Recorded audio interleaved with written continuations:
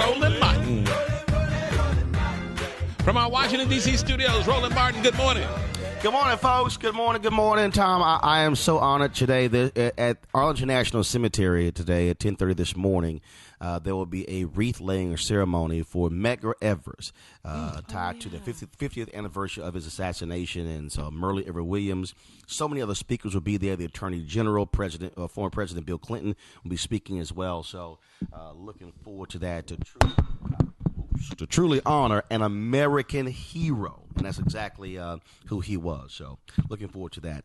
Last week, man, Pew released this poll, boy, really got conservative men really upset, showing that about 40% of households in America, a woman is the sole or the primary breadwinner. And we really wanted to go inside this survey because it really has significant ramifications for African-American women. So we turn to a financial expert, Michelle Singletary of the Washington Post. Michelle, good morning. Good morning. This is a, look, we've always known in terms of who controls the pocketbook, if you will, in a significant number of black households, black women. But when you look at this study, it really shows you the difference between the folks who are married, who are largely educated with college degrees, disproportionately white women, and then the amount of money, the gap between them and those women who are single is huge. Yeah, it's a huge gap, and that's where my concern is. The gap is those married mothers who are earning more with husbands, about $80,000, compared to the national average of $57,000. But here's the problem: in families where it's the woman heading household, the median income is $23,000. That's a huge $23,000. Yeah, $23,000, and that makes it very difficult to raise a family on that kind of money because of that gap.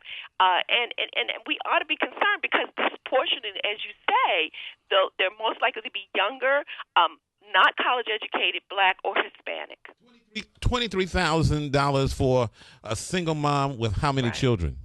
I don't know if it said how many children. I didn't see that particular. Even none. Even if you have no children, $23,000 is tough. Right. Even for a single adult, that makes it very difficult, particularly because when you think about where African Americans mostly live, it's urban areas, high cost of living, so it makes it very difficult to make rent, to send your child to college, because then that trend continues. If you're making that little, you can't save up to send your kid to college, so you break that legacy.